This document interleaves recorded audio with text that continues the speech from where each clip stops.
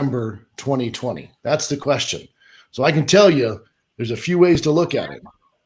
I'd never worn a surgical mask before. And I learned not to wear it across the chin and how to put it on and how to use, the sanitizer. And then, of course, who can forget? Now, I want to flaunt this. I have an entire pack in the garage just like this. That's how exciting 2020 has been. And it started off wildly differently, didn't it? Right? We all started off with hopes. It's the roaring 20s. It's going to be the best year we've ever had. Everybody had these crazy vision plans, the 2020 vision, what we're going to do. And it turned a little bit different. It changed direction a little bit, in the first quarter.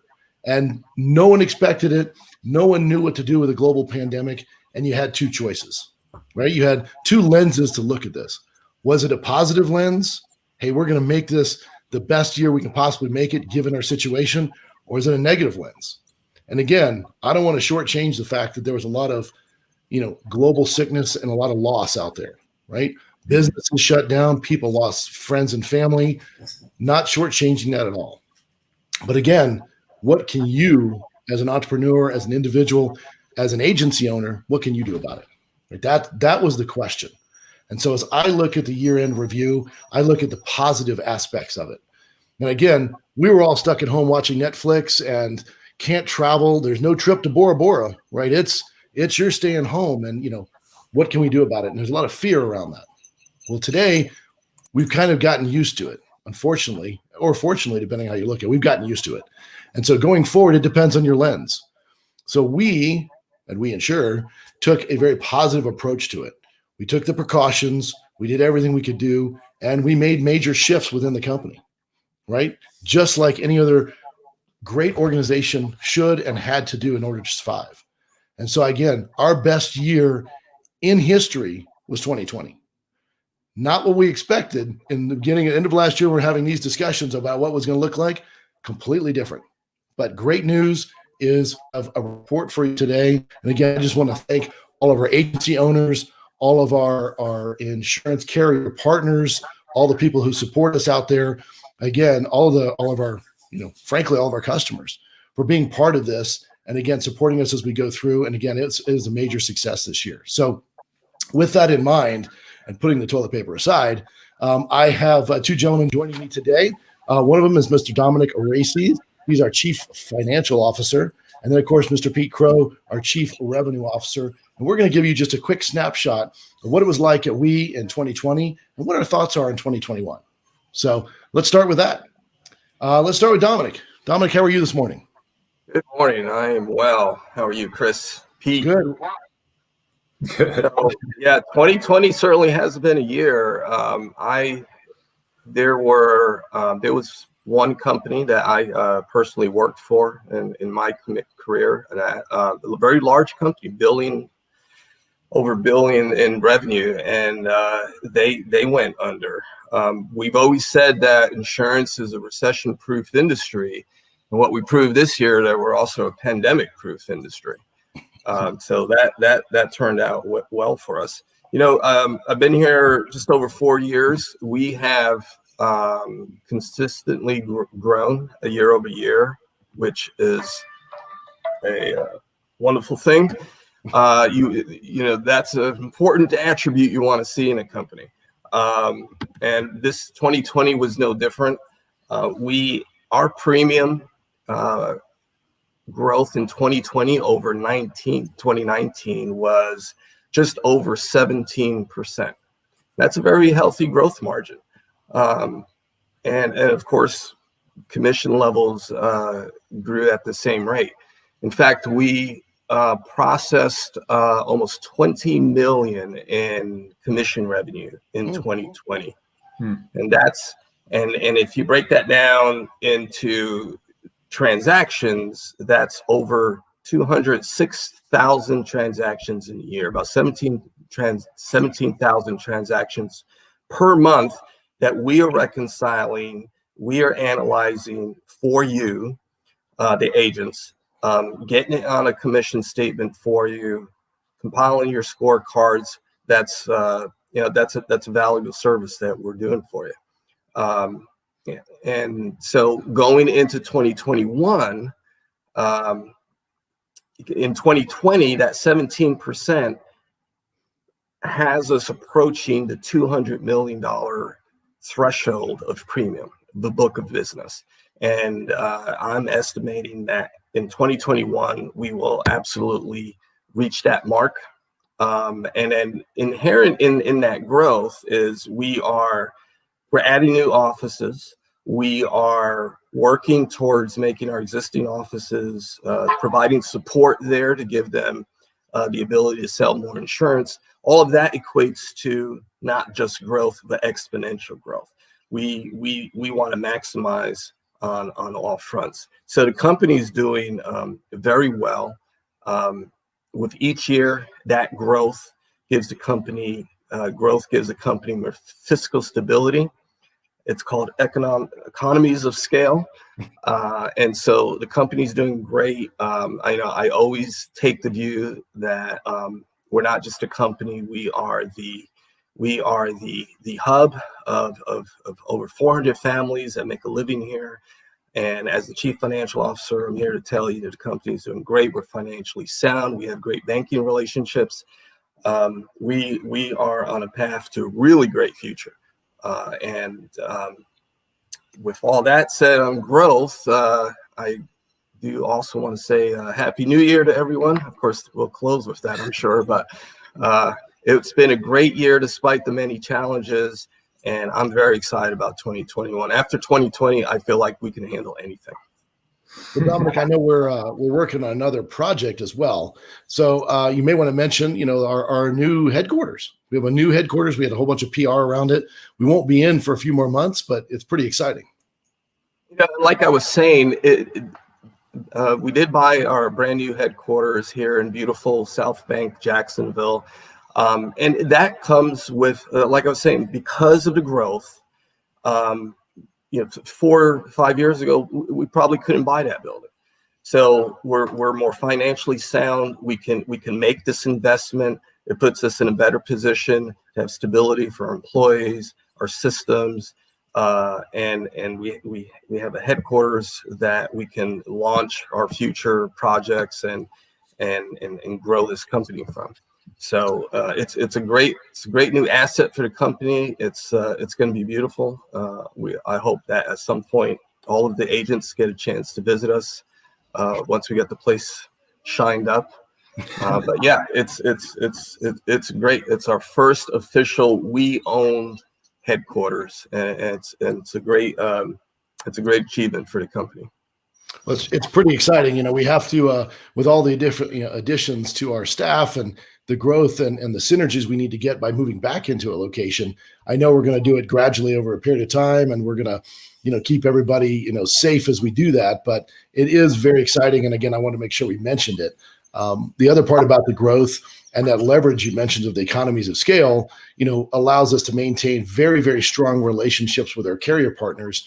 And of course, keeps us the higher tier commissions and allows people who are part of the We network to really benefit in multiple ways, from that higher level umbrella being as strong and as leveraged as it is, or at least strong in those relationships, to continue to do that going forward. And again, I don't see that slowing down, because now we're not only just in a couple of states, we're in 14 states just in 2020. And again, that alone was not part of the growth plan. We assumed we were going to, shoot for 6 or 7 and kind of have a strategic growth. And the popularity of the model is dictated the growth. So the great news is we're going to see that happen in that many more states in 2021, in my opinion. And again, we're very excited about being able to partner with such great new owners in so many new states. Yeah, you're right. That growth not only gives us the leverage, like you said, of it being able to buy a building, which really stabilizes our core operation, but it does enhance the relationship with all of our carriers. A larger book of business does that with banks, with vendors, with all partners across the spectrum. You become a larger player, and that support you. All our agents, we want everyone to hear this. You want to be a part of that. We're growing. We're a larger entity. We're a larger force, And who doesn't want to be part of that kind of trajectory? Well, hey, the train's moving, and you better get aboard. Get on the train. We're going. All aboard. Well, Dominic, thank you very much for joining us this morning. And again, we'll throw a few things at the end here. But next, we want to introduce Pete Crow. And Pete, you work on multiple sides of the company as well. And again, I'd love to hear your kind of synopsis of 2020, because I know in our early planning sessions, it didn't look anything like what ended up happening. So.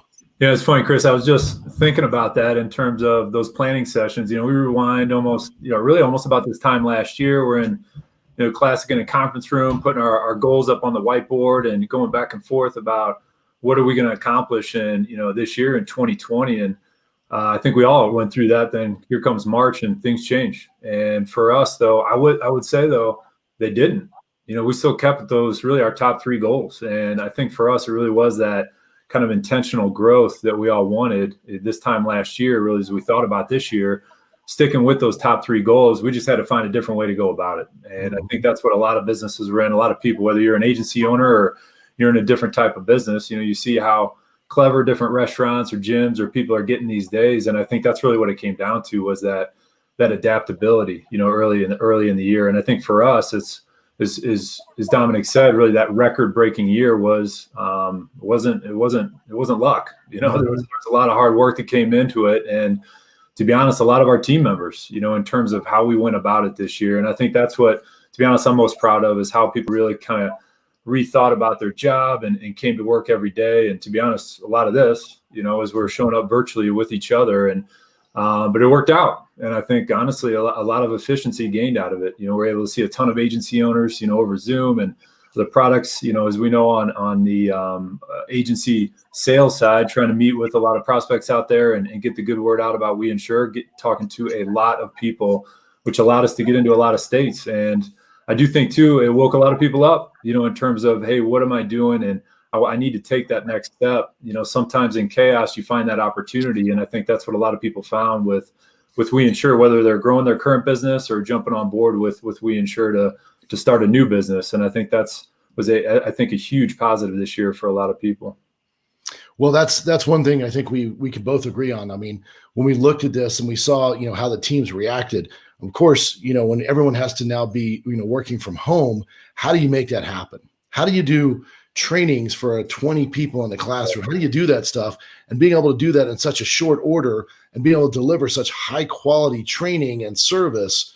And service is a major key for us, obviously, as we do all of our service for all of our agency owners, and there's tens of thousands of things that happen on a daily basis, from calls to, reconciliation to, emails and did this form get in correctly? And we have to be able to, we're responsible for that, right? That's so, right. Being able to do that on the fly and be able to make that change so quickly was I frankly was very impressed. So yeah, I'm with you. I mean, if you look back again, beginning of the year, where we had people coming to Jacksonville, getting to meet the team, coming to training, sitting in the classroom, which I think we're all used to in terms of that training. And that's great. But then here comes the virtual world. And you're right, the team pivoted very quickly. And it was fantastic. Now you have, in terms of our training, that pre-training, but then really that indoctrination, that week-long training, now 100% virtual. People can relax in their home or their office and take that training with our agency development consultants.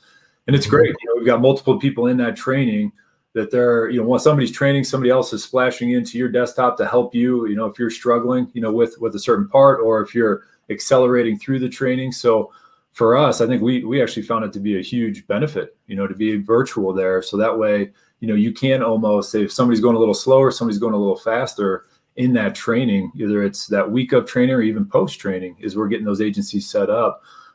Huge benefit for us this year. And the service side, as you said, my gosh, I mean, when you have, 10, 15,000 calls a month coming in from clients, and suddenly you're remote, it was, I would say at the beginning, you wonder, hey, can we pull it off? And as most people did, we did. And yep. I think for us, trying to keep those service rates up. And I think for us too, we talk about a lot is, we do win with service. It always comes back to that client service. How are we treating our customers? How are we treating our agency owners, our carrier partners? And our service team did not let anybody down this year. And that is, again, as we had that transition between on the technology side and obviously the virtual side, The team was fantastic, in terms of keeping that service level really top tier. And for us too, we added to the team. Again, I think a lot of businesses think we're in a fortunate situation. Again, getting back to that intentional growth, where we added a lot of people this year. For us, again, we're going to continue to invest to grow the business, and we grew our service team by, I think it looks like about over 20% this year, and we'll look to do it again next year. And so for us, continuing to reinvest in the business, adding right people. And we found some incredibly talented people, at the team lead, supervisor level too, to bring in and making sure, again, that service is delivered at a top tier level. So the team, again, in terms of that pivoting and how we predicted the year would go and how it ended up, was great. But it all came back to those people. It really did. Well, those little adjustments, those course corrections along the way are what, differentiates a very successful or hyper successful company versus an average company or a failed company. Mm-hmm. And being able to pivot and make those adjustments, I think we did very well as a team. But one of the things I like to say, at least on the sales side, is people are successful because they intended to be, mm-hmm. right? We set different expectations for our agency owners, for our teams, for ourselves, and we delivered on those. And so that, to me, was what I'm most proud of, is how our teams reacted to those different expectations than we've seen in the past, and really said, okay, I'm embracing those. I own this and I want to grow. And so that's one of my favorite things. And again, for me, 2020 was actually a very good year. It goes back to this lens, right? Which lens do you use? It was I'm going to focus on the negative, or I'm going to focus on the positive. And with that, I can tell you, conversations with a lot of our prospective owners, right, out there, and now our current owners, which there was 50 new owners, new franchises awarded in 2020. So again, no small matter, right? There's 50 new people out there that are looking to grow. And again, they took 2020 as, wait a minute, this is an opportunity. This is not a downside. I don't need to watch all of Netflix. I can spend some time focused on my business over here, and things will still happen, right? So the great news is business was up in multiple areas we work in. So that was great. And we found that, again, Dominic mentioned earlier, we're in what we would call and call at least a recession or a pandemic resistant industry. Everybody needs insurance, right? Mm-hmm. And everybody wants choice. And so that's, the ability with our model to be as flexible as you can be is incredible. And so the word I'm going to use going into 2021 with my team and with everybody in the company is better. Mm-hmm. I think we're going to be better than we were this year. And yet this year was an incredible year, right? But I think we're all committed to being better each year. And that's how you build that exponential growth. That's how you share the story in 14 states and then another, X number of states in 2021. I think people are gravitated toward our culture, right? That growth mindset, that I want to work with entrepreneurs. I want to work with people who do want to take the bull by the horn and really, build a successful future and build, that annuity for themselves down the road, build that business that they can know they can be proud of, but really they know they can grow. And so that, I think, is my whole focus for my battle cry, is just getting better in 2020, 2021. I didn't know we had to write down a word for 2021, but hey. I would choose passion. Because, it starts with Phil, and what drives this is his passion. He is just he's so proud of the company. It's a reflection of him, and it starts there. And I think we all need to adopt that. And then just below Phil, it starts with the three of us. And I know we're going to commit no complacency. So we don't settle with last year's success. Next year has to be even better than the year before. And that's the drive going forward. And we have to drive that down to the next level and the level below throughout the whole company. We got to have the passion. We've got to have a desire to always be better than the year before. Why settle? So passion. You didn't bring props. I told you. Hey, wait a minute. Hey, next year's in what is that? 2 days, day and a half. We better get working. Hey, well, I would tell you. So one thing, and you said, and I love that, after people kind of found the end of Netflix, and got back to work. But I would challenge people. I just don't. again, when you set these goals, and again, that intentional growth, if, pandemic, recession, boom economy, whatever it is, it's still the same game plan. And so I think really making sure people do sit down, make sure they have those goals in mind. How you get there may change throughout the year. And listen, I don't predict that things are still going to take a while to get back to normal, right? And so for that, it's not like, hey, January 1 comes and the switch flips and here we go. So I do think for us, it's the same game plan as we had last year. We've got our goals, like you said, Dominic. It is about getting better. It's about growing. And for us, I challenge everybody out there to make sure they've got that same game plan. Again, whether you're an agency owner or any business out there, but for us too, I think we are in the business of still helping people. And that was a beautiful thing this year, being able to help people with their auto, their home, their restaurant, whatever it may be, their small business, and making sure they were insured properly, whether it was getting better coverage, saving them some money. It's a wonderful industry to be in. Encourage a lot of people to take a look at it. Well, I think you've said it well, both Phil's passion, the internal focus of our teams, helping people. It's kind of like a great business to be in. Let's be honest. It's a great place to be. It's a great business to be in. We're putting ourselves in a fantastic position going into 21, to be better and to grow and to really be part of something that, you're proud to get up every morning and work with. Mm-hmm. And to me, that's the most exciting part. Looking at 2021, the hardest part is just like you said, we start at zero, right?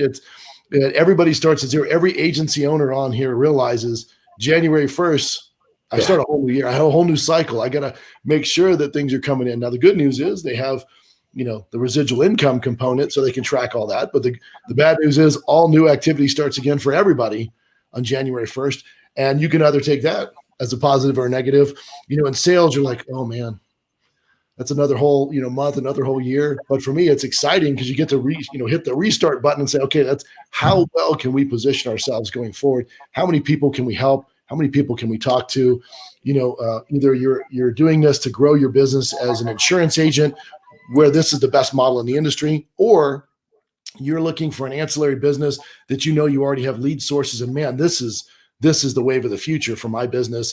You should contact us and don't wait. There was plenty of reason to wait in 2020. There's absolutely no reason to wait in 2021 at this point because what you got now, right? What's happening. And the best time to start any type of insurance business, as we all know, is 10 years ago. That's right. But or right now. or tomorrow, right? So I'm available tomorrow, but I'm going to take Friday off. But after that, we're back at it on Monday and ready to go. And again, we've already lined up a whole bunch of new people. There's so many meetings coming up. It's ridiculous. And again, the busiest time I've ever seen at the end and or start of a year. But again, what a great problem to have. So any last minute comments? I know we all want to say Happy New Year, but any last minute comments from you guys? Myself, when it comes to goals, obviously one of the ways that I developed that is with budget. I put it on a spreadsheet. And this may sound a little weird, but I think it's also important beyond the numbers. We all should take a minute or two later on our own and sit down and think about this time next year. Mm-hmm. We know what our goals are, where we want to establish goals. But next year, this time, think about what will it feel like if I accomplish those goals? Where am I? What does my business look like? Even your personal life. You have to see yourself in that world where you've achieved your goals. You got to mentally make that prep also, so that day after day, month after month, as we're going into 2021, it's always your guiding light. Because if you really put it in your mind and see yourself having accomplished your goals, that's my last Zen-like comment for me.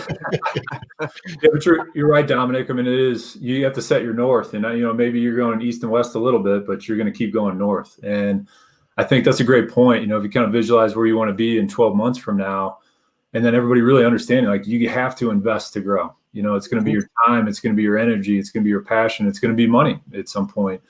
But you have to invest to grow. So really thinking about, committing yourself with that energy and that time. And to your point, Dominic, really setting out, hey, 12 months from now, what's that look like? What's that north look like? And Chris, it's been great getting on. I know everybody's excited for the new year. I know a lot of people are trying to push this year behind us. But I think, listen, I do think a lot of good things came out of this year. I think a lot of people saw and found a lot of things about themselves that they should be appreciate and be proud of this year. And for us, I think it's the same. I think fortunate on many levels, but at the same time, I think there was a lot of hard work that went into it, which again, we should all be very proud of. Well, I have to agree. I think both of you hit this point, but there's no straight line to success, right? You could put down anything you want on a piece of paper at the beginning of years. We all did, and then come back and say, did I get there? And again, I love what Dominic said. We do this a lot on the sales team. We put an appointment on the calendar on December 31st for an hour to spend to review, did I hit what I was supposed to? And we're supposed to do that in January, right?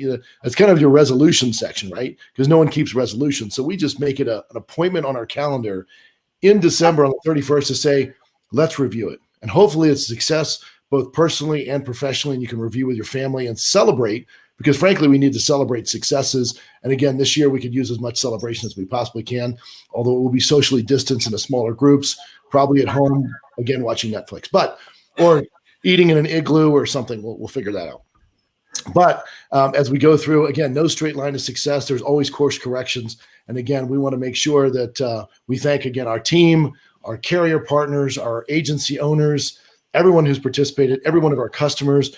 We truly value those relationships. And again, I hope that comes across with the passion, the ongoing calls, the support that you get. And again, you get that feeling from every one of our team members. So again, I'd just like to say Happy New Year to everybody. And I cannot wait for 2021. Happy New Year, everybody. Thanks for joining. Happy New Year, everyone. Thanks, everybody. Celebrate safely tomorrow.